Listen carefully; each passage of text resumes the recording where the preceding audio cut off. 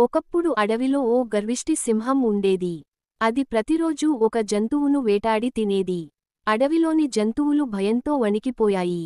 చివరికి అన్ని జంతువులు ఒక నిర్ణయం తీసుకున్నాయి, ప్రతిరోజు ఒక్క జంతువును సింహానికి తినడానికి పంపిద్దాం అని. ఒకరోజు కుందేలు వెళ్లాల్సి వచ్చింది. అది చురుకైనదిగా కూడా, తెలివైనదిగా కూడా ఉండేది. సింహం ఎదురు చూసి కోపంతో, ఎందుకు ఆలస్యం? అని అడిగింది. కుందేలు తెలివిగా సమాధానం చెప్పింది, మహారాజా! ఇంకొక సింహం, నీవు నిజమైన రాజవు కాదు అని చెప్పారు. అందుకే ఆలస్యమైంది. సింహం కోపంతో, ఎక్కడ ఆ సింహం? అని అడిగింది. కుందేలు దాన్ని ఓ బావి వద్దకు తీసుకెళ్ళింది. సింహం బావిలో తన ప్రతిబింబం చూసి, ఇంకొక సింహమనే భ్రమలో పడింది. వెంటనే దానిపై దాడికి దూకింది, కానీ బావిలో పడిపోయి చనిపోయింది. అలా కుందేలు తన తెలివితేటలతో అడవి జంతువులను సింహం నుండి తప్పించగలిగింది.